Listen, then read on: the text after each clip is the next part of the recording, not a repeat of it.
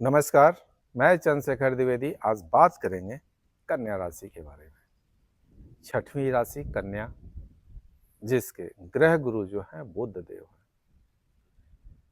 यह अप्रैल का महीना कन्या राशि वालों के लिए कैसा रहेगा, इस बारे में चर्चा करते हैं। क्योंकि 29 मार्च को शनि देव 11वें भाव से निकलकर 12वें भाव में ट्रांजिट कर रहे हैं और यहाँ पे पहले से ही 18 मई तक राहु बैठे हुए हैं।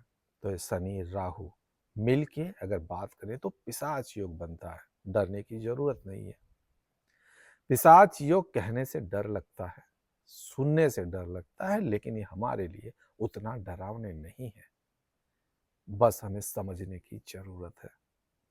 तो ये यहाँ पे एक साथ बैठ के कन्या राशि वालों के लिए क्या कहना चाहते हैं, इस बारे में चर्चा करते हैं। सबसे पहले मैं आपको ये बता दूं, ये ग्रह नक्षत्र ये हमारा भाग्य नहीं बताते हैं, ये अपना एटीट्यूड बताते हैं। जैसे मौसम विभाग होता है, वैसे इनका मौसम आता है जो हम देख नहीं पाते हैं। हमारे मन पे प्रभाव पड़ता है, हमारे कर्मों पे प्रभाव पड़ता है, जो सबकॉन्शियस माइंड से आप रिलेट कर सकते हो इस बात को। तो उस समय इसका प्रभाव पड़ता है। तो जिस भाव से हमारा सबकॉन्शियस माइंड जो एक्सेप्ट करके रखा हुआ है, जिस भाव में हम रहते हैं, उसी भाव में ये चीजों को बढ़ा देते हैं। उतना ही बढ़ जाएगा। यदि हम पॉजिटिव रहेंगे तो हमारे अंदर बहुत ज्यादा पॉजिटिविटी आ जाएगी। धर्म के प्रति, कर्म के प्रति, धन के प्रति जिस भी भाव में आप रहोगे, वो भाव में आप महारत हासिल कर सकते हो। उस भाव के आप मास्टर बनते हुए दिखोगे। सारा खेल आपके भाव का है, आपकी स्थिति का है। अब जिस मूड में रहोगे वो आपको प्रभावित कर देगा। शनि देव न्याय के देवता हैं। राहु भी आपको अटैचमेंट करता है, आपको पाने की लालसा को बढ़ा देता है। आप देखोगे जितने भी महान आदमी हैं, महान नहीं बोल सकते, जितने भी पैसे वाले आदमी हैं, जो बिजनेसमैन होते हैं, अपने एक मुकाम पे बैठे हुए हैं, उनका राहु ही प्रबल होता है। तभी वो अपने चीजों को पा सकते हैं। राहु यदि आपके पास नहीं है तो आपकी सारी इच्छा आशाएं खत्म होते हुए नजर आएंगी। तो इनका हमारे जीवन पे इतना बड़ा इंपॉर्टेंस है। लेकिन हम डरते हैं, हम सोचने पे मजबूर हो जाते हैं, हम बार बार सुनते हैं, देखते हैं, हम उसी धारा प्रवाह में हो जाते हैं और कहीं न कहीं हम अपने सबकॉन्शियस माइंड में ये बात बैठा देते हैं। और जिस चीज से आप डरोगे वही आपके साथ होने वाला है, यह आप अच्छी तरीके से जानते हो। इसलिए आपको पॉजिटिव रहना बहुत ही जरूरी है।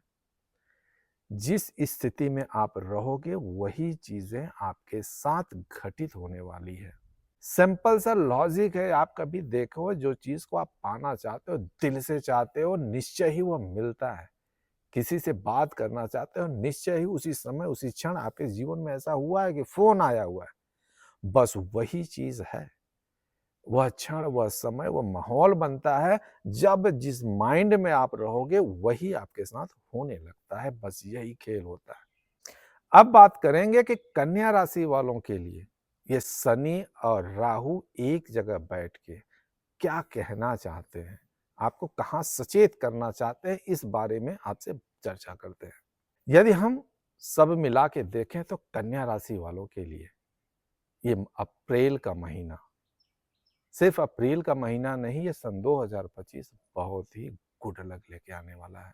हम बात करते हैं दृष्टि का, कि राहु और शनि कन्या राशि वालों के 7वें भाव में बैठ के अपनी कहां कहां दृष्टियां डाल रहे हैं, उसका क्या कहना है। राहु की दृष्टि की बात करें तो राहु की 3 दृष्टियां होती हैं। 11वें भाव में उनका पहली दृष्टि पड़ते हुए दिख रही है। दूसरी दृष्टि प्रथम भाव में बैठे पड़ते हुए दिख रही है। और तीसरी दृष्टि आपके 3rd हाउस पे पड़ते हुए दिख रही है। 11वां भाव आपकी स्टेबिलिटी का है, आपके कार्य काम काज का है। पहला हाउस आप स्वयं हो, राहु वहां पे इफेक्ट डालते हुए दिख रहा है। तीसरा आपके कर्म का है, मतलब राहु की दृष्टियां जहां जहां पड़ रही हैं कन्या राशि वालों के लिए बहुत ही लाभप्रद है, बहुत ही अच्छा माना जाता है। शनि की पहली दृष्टि 9वें भाव पे आपके पड़ते हुए दिख रही है, दूसरी दृष्टि प्रथम भाव पे देखने को मिल रही है, तीसरी दृष्टि आपके चौथे भाव पे देखने को मिल रही है। अब हम बात करेंगे कि आपके स्वास्थ्य कैसा रहेगा इन दृष्टियों की वजह से, आपका कर्म कैसा रहेगा, आपका करियर कैसा रहेगा, आपका मैरिज लाइफ कैसा रहेगा, आपका लव लाइफ कैसा रहेगा, इन ग्रहों के प्रभाव कैसे वजह से आपके जीवन पे क्या प्रभाव पड़ सकता है। अब हम बात करें स्वास्थ्य का, तो स्वास्थ्य पे आपको इस महीना ध्यान देने की जरूरत है। 1 से 7 तारीख तक आपका स्वास्थ्य तो ठीक रहेगा, लेकिन इसके बाद छोटी मोटी परेशानियां आपको देखने को मिलेगी ही मिलेगी। यदि आप अपने को इस चीज से बचाना चाहते हो तो यही शनि का, यही राहु का कहना है कि आप अपने स्वास्थ्य पे विशेष ध्यान देने की जरूरत है। आपको योग, ध्यान, मेडिटेशन या व्यायाम करने की ज़रूरत है। आपको करना चाहिए, केवल इसी समय के लिए नहीं, हरदम के लिए करिए, क्योंकि ये हमारा स्वास्थ्य सही है तो सब कुछ सही है, अन्यथा कुछ भी स्वास्थ्य खराब होने के बाद अच्छा नहीं लगता है। अब हम बात करेंगे दूसरी बात आपके धन योग का। धन योग की यदि बात करें तो राहु आपके 11th हाउस पे पढ़ते हुए दिख रहा है। आप देखोगे अपने चीज़ों को लेके आप बहुत ज़्यादा एकाग्र नज़र आओगे। अपने आप को स्थिर करने के लिए, अपने आप को एक मुकाम तक रखने के लिए यहाँ पे आप बहुत ज़्यादा कार्यरत नज़र आओगे, और कहीं न कहीं राहु यहाँ पे आपको सैटिस्फाइड करते हुए भी दिख रहा है। दूसरी दृष्टि की बात करें तो राहु की दूसरी दृष्टि आपके प्रथम हाउस पे पड़ते हुए दिख रहा है। प्रथम हाउस पे राहु का पड़ना मतलब आप अपने आप पे ध्यान देते हुए ज़्यादा नज़र आओगे। अपनी चीज़ों को, अपनी पर्सनालिटी को, अपने बातों को, अपने विचारों को प्राथमिकता देते हुए नज़र आओगे। लेकिन ध्यान देना, यहाँ पे शनि की भी दृष्टि पड़ते हुए दिख रही है। आपको अपने पर्सनालिटी पे विशेष ध्यान देना है, अपने स्वास्थ्य पे ध्यान देना है, अपने पहनावे पे ध्यान देना है, अपने विचारों पे ध्यान देना है, अपनी बोली और भाषा पे भी विशेष ध्यान देना है। आपको हर वक़्त सज-सवर के रहना है, शेविंग करके रहिए, अच्छे कपड़े पहन के रहिए, महकते रहिए। शनि यहाँ पे यदि ऐसा नहीं करोगे तो यहाँ पे आपको नुकसान भी देते हुए नज़र आएँगे। अपनी वाणी पे विशेष आपको यहाँ पे ध्यान देना है। यहाँ पे अपनी पर्सनैलिटी और अपने साज-सज्जा पे विशेष ध्यान देने की ज़रूरत है। अब बात करते हैं आपके मैरिज लाइफ़ और लव लाइफ़ की। आप देखोगे यहाँ पे आपके मैरिज लाइफ में थोड़ा बहुत नोक-झोंक देखने को मिलेगा, लेकिन ये 12 तारीख के बाद आप देखोगे दोनों में सामंजस्य स्थापित होते हुए भी दिख रहा है। आप देखोगे यहाँ पे इस समय आपको 18 मई तक अपने पार्टनर के साथ थोड़ा सामंजस्य बना के रहने की ज़रूरत पड़ेगी। अगर लव लाइफ की बात करें तो आपको अपने पार्टनर के साथ भी मेल-जोल बना के रखना पड़ेगा, उनके साथ तालमेल बना के रखना पड़ेगा, नहीं तो कहीं न कहीं छोटी-मोटी नोक-झोंक देखने को मिलेगी। आपकी उनकी भावनाओं को भी विशेष ध्यान देना पड़ेगा। 9वें भाव में चंद्रमा और गुरु दोनों एक साथ बैठे हुए हैं। यहाँ पे आप देखोगे गज केसरी योग का भी योग बनते हुए नजर आ रहा है। आप देखोगे आपका रुका हुआ धन अचानक मिलते हुए दिखेगा। आप देखोगे कि आपका कोई काम रुका हुआ है, अब हो नहीं रहा था अभी तक, आपने उसकी आशाएं छोड़ दी। आप देखोगे इस समय आपको होते हुए नजर आएगा, कहीं न कहीं उसमें होने की किरण आपको दिखेगी ही दिखेगी। और आप ये भी देखोगे कि आप इस समय आपका काम करने का जो एनर्जी है काफ़ी हाई देखने को मिलेगा। अगर करियर की बात करें तो इस समय आप जो भी करना चाहते हो, आपके लिए अच्छा योग बनते हुए दिख रहा है। आप यदि कहीं जॉब सर्च कर रहे हो तो ये आपके लिए काफ़ी अनुकूल समय रहेगा। यदि आप कहीं जॉब कर रहे हो, आपको प्रमोशन रुका हुआ है, तो यह समय आपके लिए अच्छा दिखने को मिल रहा है।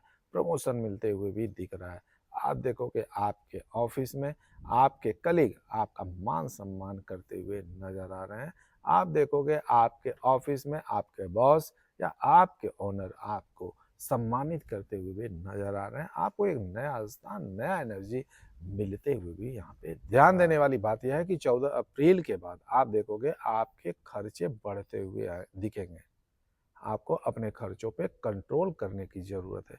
फिज़ूल खर्च आप करते हुए नज़र आओगे, इलेक्ट्रॉनिक गुड्स आप खरीदते हुए नज़र आओगे। यदि ज़रूरी हो तो ही आप खर्च करें, अन्यथा यह समय आपके लिए अधिक खर्च कराने के लिए दर्शाता है। सब मिला के बात करें तो कन्या राशि वालों के लिए अप्रैल का महीना बहुत ही गुड लक साबित होने वाला है। इन्हें अपने मन, अपने विचारों पे विशेष ध्यान देना चाहिए। अपने जो है सोच पे विशेष ध्यान देना चाहिए, क्योंकि ग्रह नक्षत्र जैसा मैंने पहले ही बताया है कि वो आपके सबकॉन्शियस माइंड के हिसाब से चलते हैं। जैसा आप सोचते हो ग्रह नक्षत्र वैसे ही आपको दिशा देते हैं। तो आपकी अपनी जीवन को दिशा पॉजिटिव रखना है, पॉजिटिव सोचना है, पॉजिटिव ही चलना है। यदि आप हमारे चैनल को पहली बार देख रहे हैं, हमारा वीडियो पसंद आया तो लाइक और सब्सक्राइब ज़रूर करिएगा, क्योंकि आपके लिए भी हमारे लिए भी शुभ मुहूर्त है। नमस्कार।